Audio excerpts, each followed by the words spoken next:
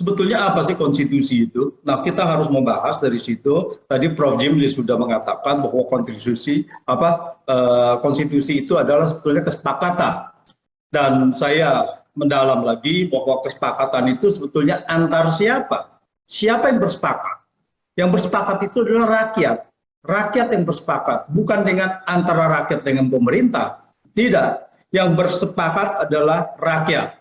Dan kalau kita lihat perkembangan dari konstitusi ini, permasalahan dari konstitusi ini adalah permasalahan sosial. Tidak permasalahan awalnya adalah tidak menjadi permasalahan hukum. Bahwa hukum sudah ada, hukum pada saat itu kita bicara mengenai tahun 1600-an dan sebagainya, hukum adat dan sebagainya itu menjadi pegangan. Tetapi kalau kita lihat, yang membuat ini menjadi modern adalah yaitu tadi dikatakan salah satunya kalau saya lihat itu adalah John Locke 1689. Nah, dia mengatakan dengan bukunya Two Treatises of Government itu yang menjadi bahwa bagaimana pemerintahan itu dibentuk. Nah, dia mengatakan bahwa itu dibentuk antar kesepakatan, antar rakyat. Nah, jadi kesepakatan itu lalu dituangkan di dalam suatu produk hukum yang nantinya menjadi konstitusi, tapi saya belum sampai di situ. Nah, di dalam kesepakatan itu, maka dibentuk pemerintah. Jadi pemerintah adalah dibentuk oleh rakyat. Nah, ini yang dinamakan sebenarnya kedaulatan rakyat. Nah, dibentuk oleh kontrak sosial tadi, sosial adalah antar rakyat, yaitu dia membentuk pemerintah. Nah, di sini kedaulatan rakyat berjalan, bahwa di situ mereka memerintah dengan cara bagaimana? Dengan cara demokrasi, yaitu dengan nantinya pemilihan umum dan sebagainya. Nah, yang menarik dari kontrak sosial ini, dari beberapa filsuf tadi, filosofer, termasuk John Locke, J.J. Rousseau, dan Immanuel Kant, itu adalah bahwa yang menjadi dasar pemikiran mereka adalah hak manusia. Hak dasar manusia, ya. Lalu kemudian itu dipakai menjadi hak asasi manusia yang dipakai di konstitusi Amerika. Jadi kalau kita lihat konstitusi Amerika jelas-jelas memakai pegangan dari John Locke, yaitu mengenai life, liberty, dan pursuit of happiness. Nah, jadi pemerintah itu adalah pelaksana tugas dari negara. Untuk tugas negara yang wewenangnya sudah diberikan di dalam konstitusi tadi, di dalam kesepakatan antar rakyat tadi. Jadi wewenangnya sudah diberikan di situ, dibatasi dengan konstitusi. Jadi apakah pemerintah bisa mengubah itu? Tidak bisa, kecuali bahwa itu adalah dengan konsen dari rakyat tadi gitu. Bagaimana kalau pemerintahnya tidak sepakat melanggar apa yang sudah disepakati di dalam konstitusi tadi? Bagaimana kalau dia berkembang menjadi tirani? Yaitu membuat hukum, tirani adalah membuat hukum sesuai dengan kepentingannya atau kepentingan kelompoknya. Nah, di situ John Locke itu mengatakan bahwa hak rakyat adalah untuk mengganti pemerintah tersebut. Bahkan dia sangat tegas bahwa revolusi untuk mengganti tirani itu adalah hak dari rakyat. Karena kalau tidak begitu, maka ini berkembang menjadi negara tirani yang di luar kesepakatan, yang di luar dari kontrak sosial tadi. Jadi revolusi menurut John Locke itu adalah sah untuk mengganti tirani. Nah, ini diambil dari dan itu diambil oleh konstitusi Amerika. Konstitusi Amerika mengatakan bahwa di dalam deklarasinya dia mengatakan bahwa pemerintah dibentuk untuk menjamin hak dasar manusia dan hak-hak lainnya sesuai konstitusi. Jadi pemerintah dibentuk untuk menjamin hak rakyat sesuai konstitusi. antara lain life, liberty, and pursuit of happiness, serta menjalankan kekuasaan secara adil bagi seluruh rakyat Amerika Serikat. Apabila pemerintah melanggar tujuan-tujuan tersebut, maka rakyat mempunyai hak untuk mengganti pemerintah tersebut. Jadi ini masuk di dalam deklarasi Amerika, kemerdekaan. Nah, ini menarik. Lalu kemudian adalah bahwa di dalam konstitusinya juga dibilang bahwa we the people of the United States. Ya. Jadi artinya dia bilang apa? Kami rakyat. Jadi rakyat, kami rakyat. Ini bersepakat in order to form a more perfect union dan sebagainya dan sebagainya. Jadi dia menjelaskan bahwa ini adalah kesepakatan rakyat, we the people. Ini yang membentuk suatu pemerintah semua. Dan itu konstitusi adalah dari yang dibikin oleh rakyat, we the people. Nah, lalu kemudian apa intinya kepada konstitusi dari Indonesia? Ini belum bisa ditampilkan ya. Saya bisa tampilkan. Saya nggak bisa di-share juga. Itu Prof sudah tampil, Prof. Di layar spotlight utama udah ditampilkan, Prof. Oh, oke. Nggak di sini ya. Oke, di layar sini. Berarti, ya, oke. Nah, jadi berarti butir dari kita merdeka pada 17 Agustus 1945. Pada tanggal 17 Agustus 1945 yang dibacakan adalah deklarasi kemerdekaan. Karena undang-undang dasarnya itu baru disahkan di 18 Agustus. Apa artinya deklarasi di dalam itu? Kalau kita lihat adalah konstitusi, deklarasi Amerika dan deklarasi Indonesia itu adalah satu nafas. Jadi kalau kita lihat deklarasinya adalah bahwa sesungguhnya kemerdekaan itu ialah hak segala bangsa. Dan oleh sebab itu, maka penjajahan di atas bumi. Jadi Indonesia mengakui bahwa hak dasar manusia, yaitu kemerdekaan. Jadi mengakui bahwa ini adalah liberty. Bahwa manusia itu adalah tidak boleh dilanggar. Kemerdekaannya harus, hak azazinya harus dihargai. Ya, kemudian berdasarkan peri kemanusiaan dan peri keadilan. Makanya di situ kita ada kemanusiaan yang adil dan beradab. Apapun yang bertentangan dengan peri kemanusiaan dan peri keadilan itu tidak bisa.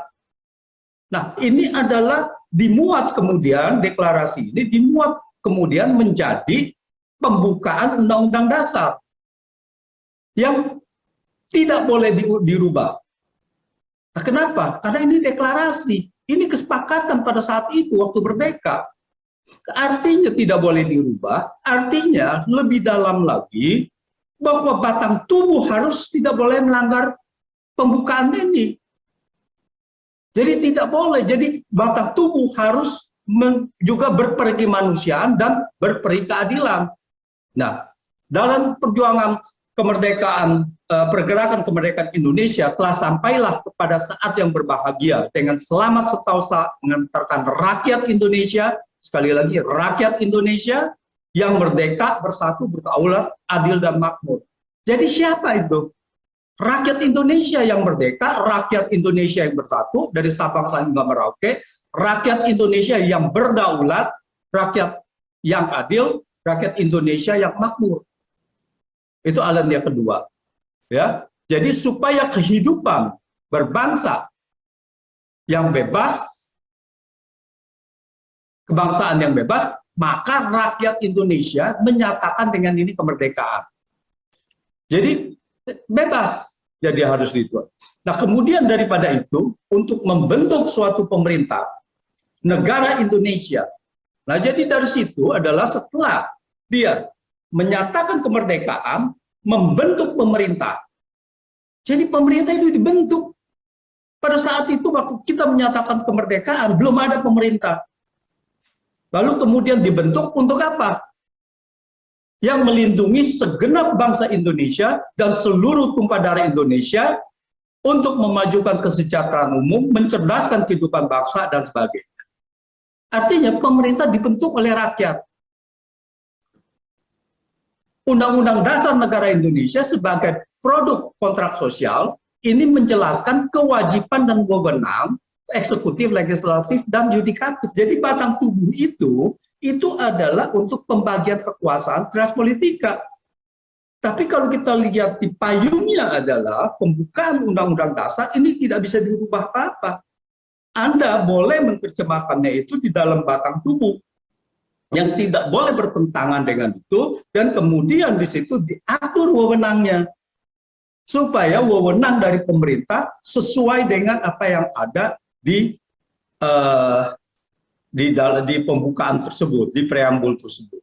Jadi preambul Undang-Undang Dasar wajib menjadi dasar hukum bagi batang tubuh Undang-Undang Dasar. Hari ini deklarasi. Jadi preambul Undang-Undang Dasar wajib menjadi dasar hukum batang tubuh Undang-Undang Dasar. Dan kemudian kita lihat bahwa paragraf yang terakhir yaitu Konstitusi Indonesia, kedaulatan rakyat, demokrasi saat ini dalam ancaman, saat ini terancam. Kenapa saya katakan terancam? Kalau kita lihat karakteristik dari negara anti demokrasi, negara yang berciri nanti menjadi tirani, yaitu ada beberapa, saya tidak tahu di situ apa bisa dilihat atau tidak. Nah, di situ saya list 6, yaitu adalah penangguhan mengenai penundaan pemilu.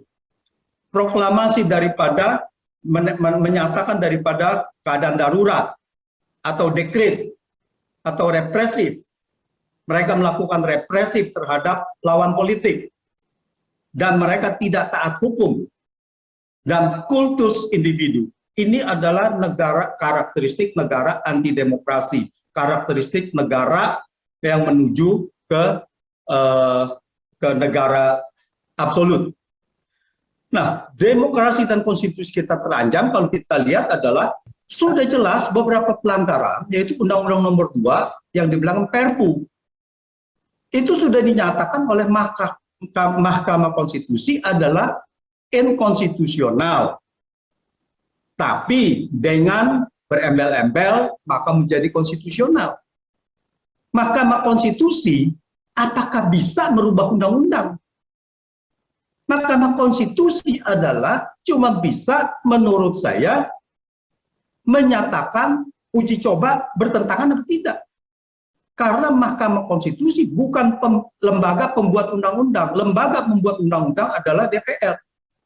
Yang sudah disahkan adalah yang sudah masuk ke negara adalah apa yang sudah ditandatangani oleh DPR dan pemerintah. Lalu bagaimana produk dari Mahkamah Konstitusi menyatakan bahwa ini bersyarat? Jadi Mahkamah Konstitusi pun saya melihat sudah melanggar konstitusi itu sendiri, sudah melewati wewenang yang diberikan oleh konstitusi. Dan Mahkamah Konstitusi sudah menjadi tirani dan penjaga tirani. Ini yang harus kita pahami. Dan kalau kita lihat lagi yang itu yang sudah diputuskan. Nah, sekarang yang masih di dalam gugatan, presidential threshold, itu masih dalam gugatan. Lalu kemudian undang-undang IKN masih dalam gugatan. Tapi undang-undang yang lain yang terindikasi bahwa ini juga melanggar undang-undang dasar, yaitu penundaan pilkada. Ya, di sini tidak ada yang terlalu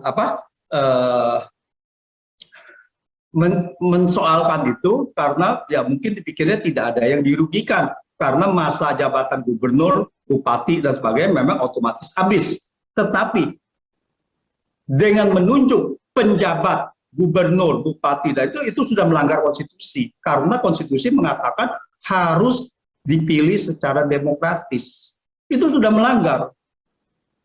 Nah, itu ininya. Lalu juga undang-undang yang tidak pro rakyat, yaitu undang-undang KPK yang banyak protes, yang banyak makan korban. Ini undang-undang yang berlawanan dengan keinginan rakyat. Bukan keinginan, kepentingan rakyat, yaitu anti korupsi.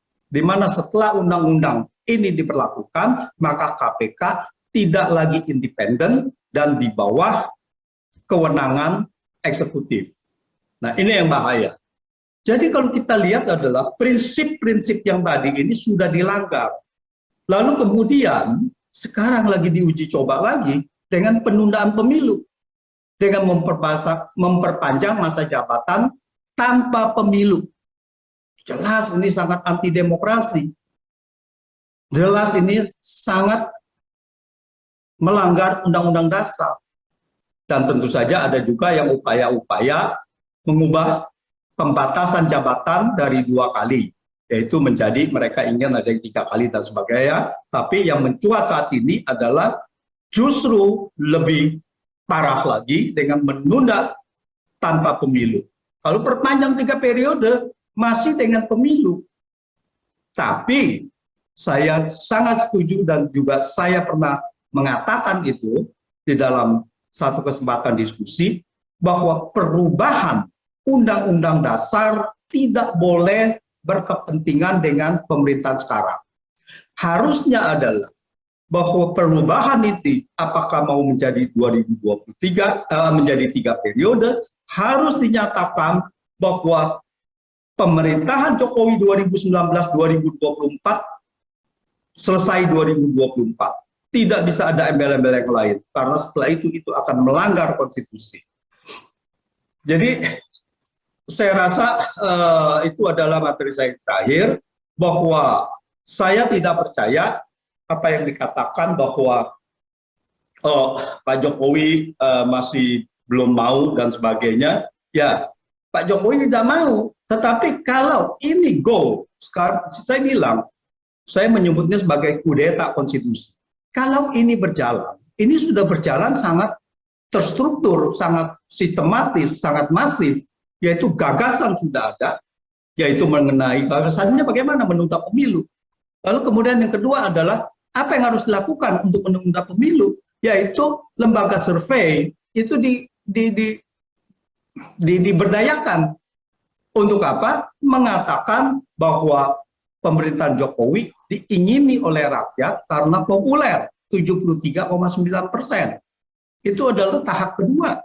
Jadi prosesnya ini sedang berjalan. Tahap ketiga propaganda, saya sebutnya propaganda, yaitu 3 ketua umum partai dan Bahlil, Menteri Investasi, mengatakan pengusaha mau dengan memperpanjang.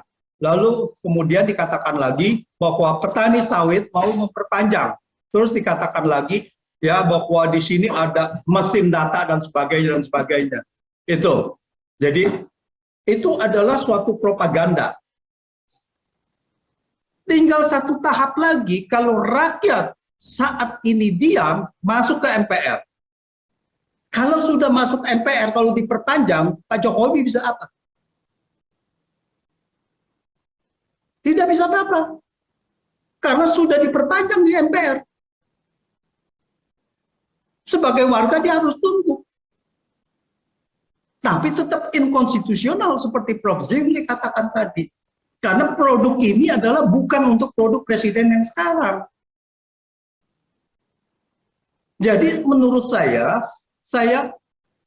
kita harus semuanya waspada. Jangan sampai bangsa ini akan terus berputar di dalam pelanggaran konstitusi untuk kepentingan sekelompok orang, di mana bahwa mayoritas masyarakat ini akan susah terus.